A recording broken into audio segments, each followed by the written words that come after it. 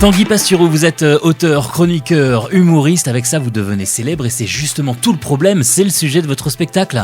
Oui, exactement. C'est la célébrité et la non-célébrité. Parce qu'en fait, moi, je ne suis pas vraiment célèbre parce qu'on est tellement nombreux maintenant dans l'humour, etc. On tourne comme on peut. Mais il y a tellement de gens que, voilà, moi, j'estime ne pas être réellement célèbre. Et d'ailleurs, je lutte contre ça. Voilà, je veux pas le devenir. Un conseil justement pour rester anonyme et tranquille. Eh ben, le conseil, c'est de ne pas se faire remarquer. Par exemple, de ne pas se marier avec un président en activité. Je prends l'exemple de Brigitte Macron, vous voyez, qui avait une vie tranquille de prof à la retraite. Enfin, elle avait tout pour avoir une vie agréable.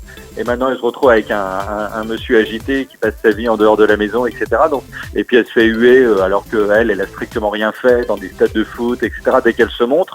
Donc voilà, ça c'est un exemple concret de la célébrité qui vous arrive comme ça, alors que vous n'avez rien cherché finalement, et qui vous donne une vie de galère alors que vous étiez fait plutôt pour avoir une vie agréable, quoi. Vous êtes un homme de radio. Comment vous appréhendez la scène ? C'est un autre métier ? C'est un autre métier et en même temps c'est un peu le même parce que il faut pour un humoriste susciter le rire, donc ça voilà, c'est la fonction première. Après, la seule différence c'est qu'effectivement il y a les gens devant, et que la sanction est immédiate, c'est-à-dire que si c'est drôle, les gens se marrent, s'il y a des moments un petit peu moins bien, ils rigolent pas. En radio c'est pas exactement pareil. Après voilà. Je pense que le métier reste quand même le même.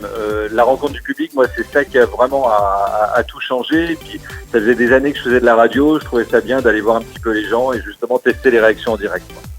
Adolescent, apparemment, vous n'étiez pas forcément celui qui faisait le plus le clown, mais vous aviez une vision décalée de la vie déjà.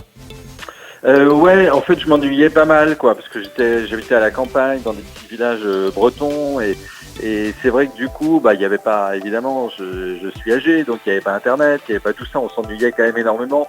Et donc je pense que c'est ça qui a fait que j'ai eu ce goût du décalage, de l'amusement en tout cas. C'est-à-dire quand je voyais une information X, moi je voyais ABC à côté, quoi. J'essayais vraiment de trouver autre chose et d'aller au-delà de ça et de rigoler, je pense, parce que le quotidien n'était pas forcément super drôle, donc voilà. On essaie de s'y échapper comme ça, quoi, de s'en échapper. Et donc petit, est-ce que vous rêviez justement de célébrité ?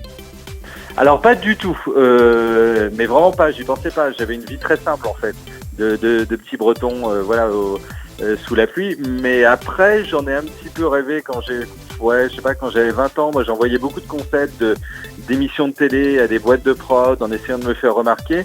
Et finalement, au moment où j'ai un peu laissé tomber, c'est là que je suis entré en radio, que j'ai commencé à travailler de manière autre que bénévole. Alors je dis pas que c'est une forme de célébrité, mais c'était déjà une forme de reconnaissance professionnelle. Voilà, alors que j'y croyais plus du tout, et c'est le moment où j'ai vraiment renoncé à ça que c'est arrivé, mais c'est un truc vers lequel je cours pas du tout, quoi. Ça m'intéresse pas spécialement, ni d'être reconnu, ni d'être aimé des masses. Enfin voilà, c'est pas ça. Moi je suis content de faire mon travail bien et que ça plaise aux gens, c'est tout, mais ça se limite à ça. Les choses finalement pour vous sont venues naturellement.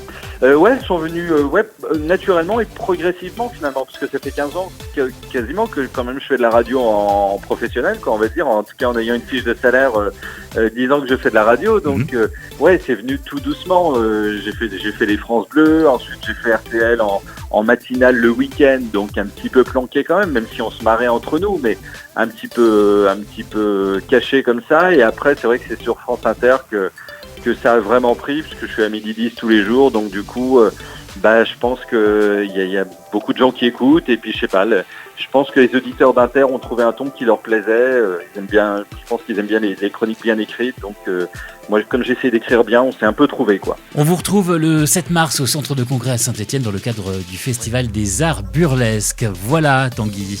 Merci.